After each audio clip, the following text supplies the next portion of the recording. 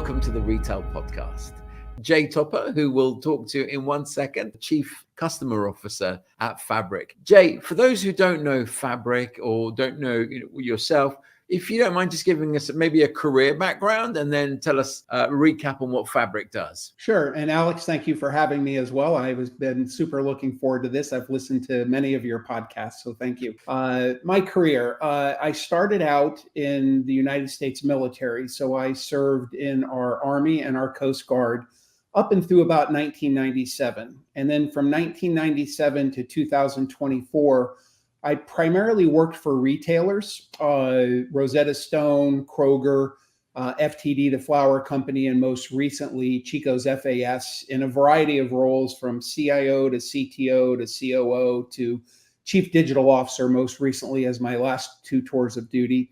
I put Fabric in when I was at Chico's FAS. I was a super early adopter, and it was a partnership because the heartbeat of the entire suite of products there is the OMS, the order management system. And we partnered together to breathe life into something that would serve a multi-billion-dollar, multi-channel, omni-channel retailer that had a lot of complexities, but that the rest of the market would embrace. And it was wildly successful. We were bought by Sycamore Partners. We went from public to private, and I exited the company along with our other C-levels. I contracted for Fabric for 2 or 3 months. I did some blogs and some content, and I've always fallen in love with the product from both experience and spending years with them. And then, so now I work as a Chief Customer Officer. And in short, Fabric is an e-commerce platform. It's a composable, headless. It checks those boxes. I think what makes it uniquely special from my standpoint is a few things. Number one is it was built from the ground up as composable and cloud native, and it's very empowering to the end users. So in the retail industry, time is super precious. Margins are sometimes tight. So the faster you can speed up and the smarter you can speed up the experience of the end users to then serve their customers, the better. While certainly it has the checkout and price and promotion, drop ship, and I think the 2 flagship products are the product catalog and the order management system, which a lot of people start with and then go on to put the other aspects of the platform in place. It can be a very incremental approach. So what's keeping everyone awake right now? When you're meeting new or prospective or your existing customers, what's top of mind right now in your world? Yeah, that's a great question. I think there's a couple things that come to mind. And again, I speak from someone who was in the buyer's chair for 27 years and have a lot of peers and friends in the industry. And so I leapt from one to the next. And it's that empathy that drives me. And I think there's a few things. One is it's a bit of an unknown market right now. And when we head into Q4, especially, and with the election, and yes, COVID's behind us, but there's been a little bit of instability even since then with inflation and all these other macro things. People are hunkered down a little bit. And so that leads to really helping customers understand why, what problem are they trying to solve, and then how, because a lot of companies are stuck in legacy monoliths or sometimes even composable platforms that require an incredible amount of technology to manage. And whatever their situation might be in, it could be anything from TCO to omni-channel. I'm a freak when it comes to what omni-channel really is and what it really means. They're trying to get out of some sort of box, and the how becomes super complicated. Like, how can I replace this big thing with these little things that add up without putting huge risk to my business? And I think there's pent up demand actually, and people want to be shown the way. I get more involved in how to architect the story to their executives or their boards or their CEOs, which is what I've done my entire career. And then lastly, they want empathetic partners, because I'm not a salesperson. I'm never going to be a salesperson. I'm 63 and that ship has long sailed, but I can empathize with people because I've sat in all their chairs and I've replaced 100 platforms in my career. I actually counted them not too long ago. You have to first figure out why, and is there actually a problem to solve? And then you have to figure out the how, and then you have to articulate it. And then it gets to execution, which is a whole nother can of worms. That's the most exciting part to me of a replatform. So in terms of the things that you've mentioned, omni-channel obviously is one element. Cost is another element. What am I missing in terms of the things that are top of mind for your customers right now? I think omni-channel cost, and I think is companies are getting more myopic on what it's like, you have revenue and EBITDA, and then under that you have conversion, traffic, and AOV and gross margin, and then down below that the things that feed that. I think the concept of outcome-based technology investments, which people have always talked about, but is becoming a lot more ingrained. So I think business performance along with cost and omni-channel are real keys. So they have to see the tie. There's only so much discretionary spend a company can make. Infrastructure costs are often non-ROI, so that makes the pool even smaller. And so every dollar that you spend there, you want to spend it where you're going to get the most return. So that outcome-based implementations are much more. We're much more focused now on outcomes and metrics than we ever have been before. I got you. And are most of your customers, like, is it on-site, off-site? Is it in the cloud, or is it a mix in terms of where their infrastructure sits? It's a mix, actually. I think sometimes they're cloud-based monoliths. There are still a lot of homegrown systems out there. In fact, many of the customers I speak to, I think 10 years ago, I built my own e-commerce platform a couple companies ago because there really wasn't a microservice-based modular one that was prime time yet. And I think at this point in time, I don't want to use the word commodity necessarily, but the e-commerce platform itself is the way it's getting priced, the way it's getting implemented has become a little bit more commoditized than it has been in the past. And I think we're seeing that. And so I think you're going to see pricing eventually become a little bit more commoditized. And then it gets down to, all right, what's the difference in how you're going to impact my end users and my customers? Yeah. Well, I mean, and let me ask you the tough question that a lot, obviously, again, I'm sure you've had this question a few times, but, when I'm looking at who I'm going to be placing my business with, because you are running the heart of the business, right? For a lot of commerce, the e-commerce engine is the growth engine. What do you think makes Fabric special or unique in that sense? Obviously, the headless element I got, the flexibility, it's composable, but what's your opinion? What's the thing? Why do you win? What's the reasons you win? Yeah, I mean, we did win. We had remarkable results putting Fabric in end to end, and we actually ran it head to head against the legacy platform over peak at the direction of our chief financial officer because he wanted proof. And so during the busiest season, we actually run a split. And I think there's a couple things. Number one is it was definitely built from a cloud native composable standpoint. So there's a lot of companies that are trying to move to microservices from monolith. I've been there, done that. It is incredibly hard. So it's native.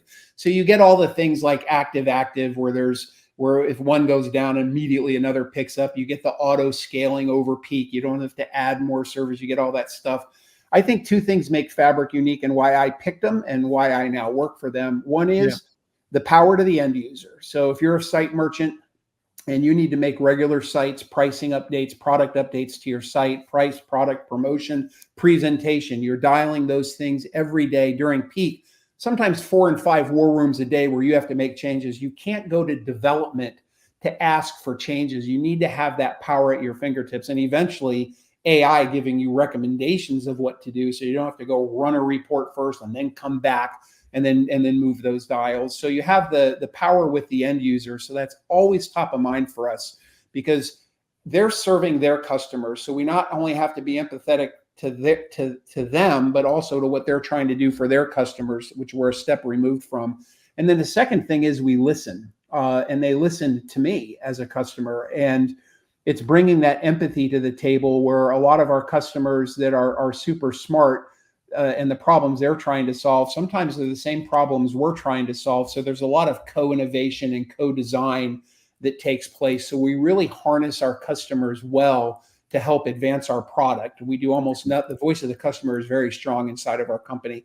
And companies lose that over time. And we're still relatively small. We play big, but we're 5 years old, and I'm fiercely protective of keeping that culture as we grow.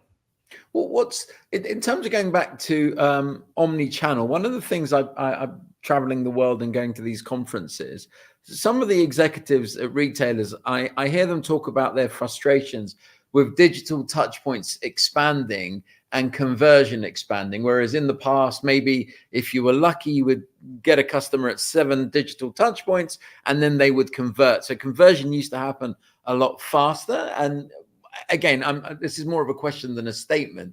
I'm just curious, have you seen that too in terms of, is conversion taking longer? And if it is, again, what are some of the things from your perspective that you could sort of bake into your e-commerce strategy that could help with basically converting customers, I presume, off the plethora of platforms in social and the multitude of digital touch points that exist out there?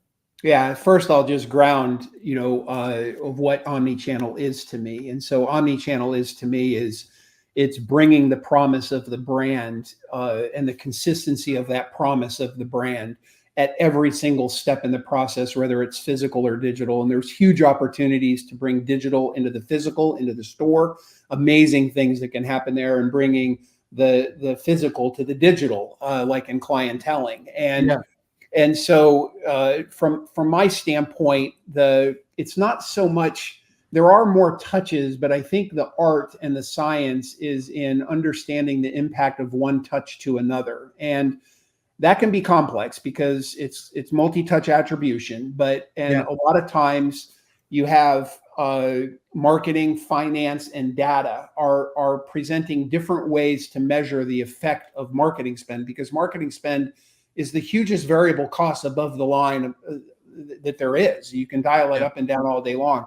So the more accurate you can understand the impact of that, not just to your site, but people that are going into the store and people that go to stores that are then going to the site, because the vast majority of multi-channel customers start in the store and then go online second.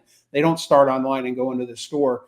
So figuring out a model, it can be simple, that can measure that all three of those groups agree on, marketing, finance, and technology. So you can start to get a baseline of the impact of those different channels, lets you then invest more smartly in the ones that are driving the most downstream ramifications. For example, social may impact email, but PLAs may be the thing that actually drives more people into the store, or whatever the formula happens to be. So you have to measure them, and you can't get caught up too far, because the data people will get too in the weeds. The marketing people want to validate their spend, and the finance people just want to see results. So if you can come together on a super simple model, then you can start to dial that variable marketing a little more efficiently than in the past. And I think that's absolutely critical. I'm a big fan of optimizing variable marketing. You mentioned data in terms of the data teams. Do you have a preference in which data platforms you work with or play with, or are you agnostic to that? How does the platform manage? Yeah, so I'm a little bit jaded in this regard. So where I've built and bought a lot of things in my career, I'm not a hands-on technologist, so I'm unemotional about it.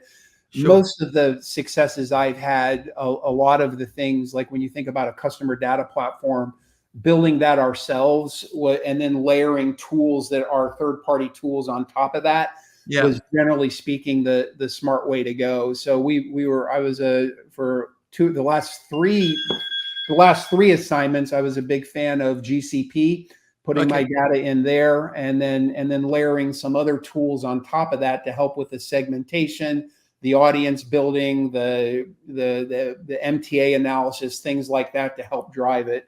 But there's a lot of products out there, but you have to be careful, because they're also, all products, they all have their own P&Ls. They're all trying to drive their businesses, and getting what they're doing in line with what you're trying to do and being confident that that's going to march down a certain way over the next 2 or 3 years is critical. Because if they start to diverge, then you start to lose that power. And data, to me, is like the last bastion of what is absolutely special to an organization. So where I would buy almost everything else around that, I like to fiercely protect and own as much as reasonable as I can of that part of the ecosystem. What's your spidey sense telling you in terms of the future of e-com and where the market is going? Yeah, I think there's two things, and I'll save the obvious one for second. So when I think of stores, this is very anecdotal, but it'll put a highlight on it. If you think about a website first, you come into a website and you know exactly where a person is on that website. You know when they went into the cart, you know if they left the cart, you know how many images they looked at, you know if they bought. The way the cameras are set up in stores now, there's no reason why you can't have that same instantaneous type of reporting in a store. You know what clothes they went and looked at. You know when they went in the back room to try something on. You know when you're in line, how long they stayed in line. Did they leave the store without buying? So bringing that digital mindset into the store where you're rapidly looking at information and data, moving product around the store, looking at demographics, they're right there on the camera, that you can really start to bring the speed and the quickness of what's going on in the digital world into the store. And it works the opposite way as well with clienteling, bringing the charm of the store into the digital world.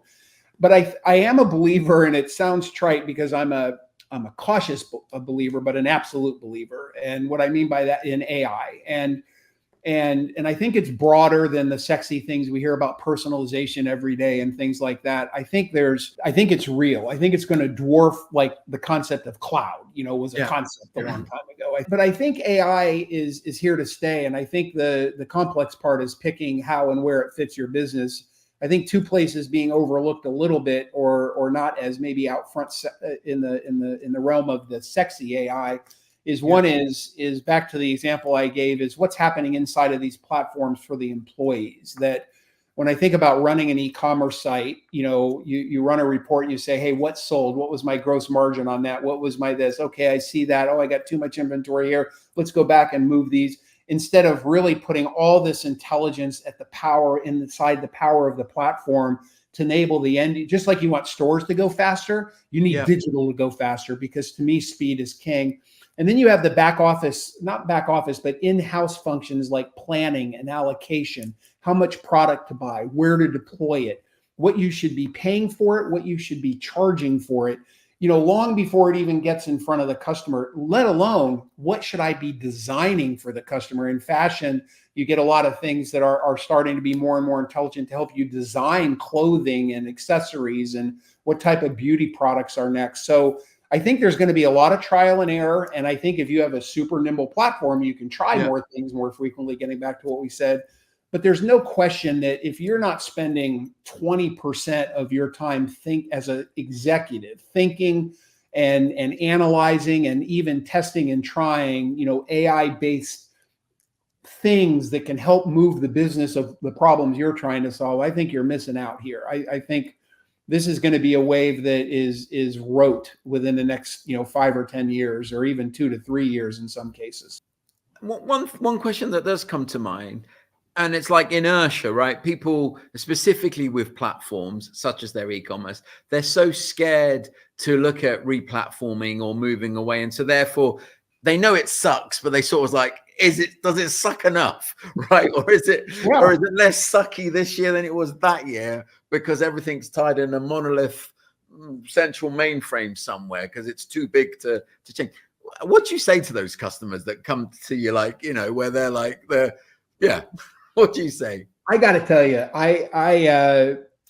I've done a lot of replatforms, and usually I'm not the guy they bring in to maintain things. I'm the guy they bring in when a material transformation is needed. Every company I've been to, massive transformations have taken place, and I think it's thrilling. And I'm not pitching this. I have a 10-part blog series I did on replatforming from end to end we're going to put into an ebook here pretty soon. But I think it's thrilling. I think figuring out the problems you're trying to solve, figuring out the ecosystem and the platforms and the SIs, and then de-risking the implementation and having metrics and data as your sort of foundation. I think it's thrilling. And there's always risk. And every day you wake up, what's the biggest risk today? Knock that risk down. And then you got another bigger risk, knock that one down.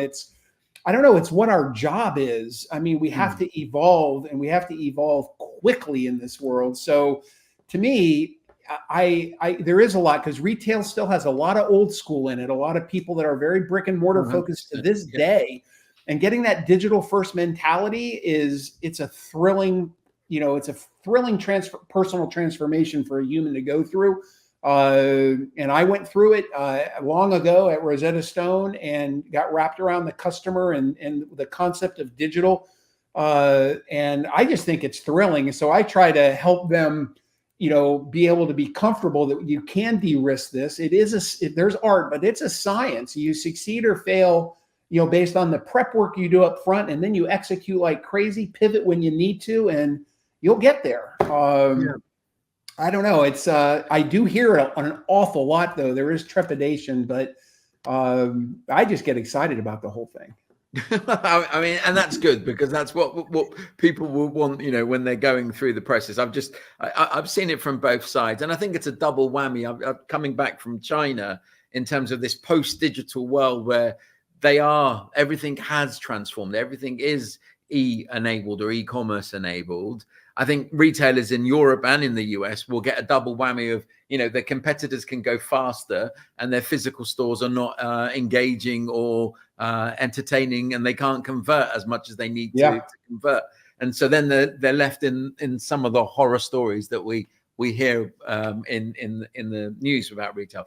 Jay, thank you so much. I want to be sensitive to the time that we agreed for the podcast. It's been an absolute blast. Are you guys doing any of the? I know you were NRF. Are you doing NRF this year as well? Or? We are. We're doing NRF. We have some special things planned for NRF. We're doing Shop Talk Chicago. We could have. I'll be at Shop Talk. We could have done it in person. Yeah, that'd be great. Alex, it was a pleasure. Thank you for having me. Thanks a lot, Jay. Bye.